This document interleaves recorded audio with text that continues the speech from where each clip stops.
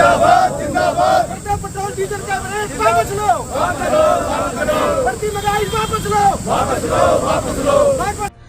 बढ़ती महंगाई को लेकर इंडियन नेशनल लोकदल के कार्यकर्ताओं ने यमुनानगर में जोरदार प्रदर्शन किया। कार्यकर्ता हाथों में बैनर और झंडा लेकर सड़कों पर उतरे और केंद्र सरकार के खिलाफ नारेबाजी की।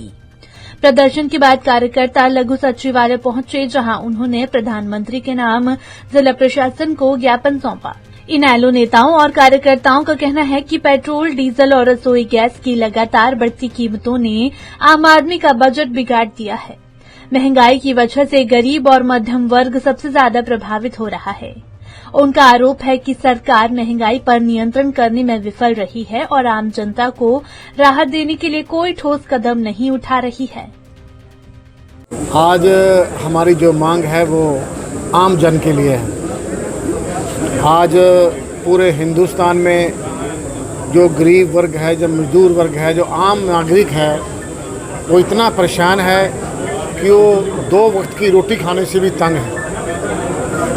अगर खुदा ना खास्ता और घर में कोई बीमारी आ जाए तो उसे कुछ ना कुछ बेच के ही अपनी जान बचानी पड़ेगी, ये पोजीशन है। क्योंकि हर रोज़ गैस के रेट बढ़ रहे हैं। मैंने सुना है कि आज भी गैस के रेट कमर्शियल के बढ़े हैं, गैस के रेट बढ़ रहे हैं, डीजल पेट्रोल के रेट बढ़ रहे हैं। मैं मानता हूँ कि थोड़ा सा इंटरनेशनल मार्केट में रेट बढ़े हैं, लेकिन इतना भी नहीं बढ़े कि इतने रेट किए जाएं।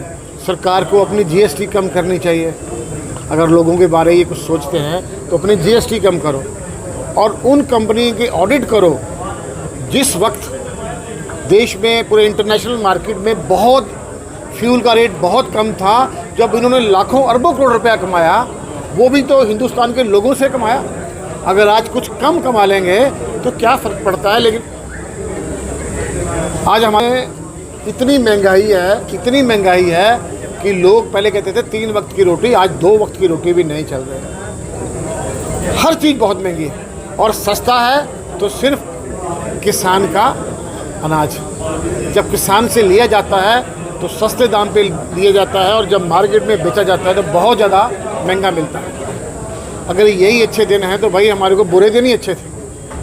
तो इसलिए हम आज डीसी साहब को ज्ञापन दिया है। उनके माध्यम से हम प्रधानमंत्री जी को ये बताना चाहते हैं कि जो आम जन है वो बहुत परेशान है। क्यों?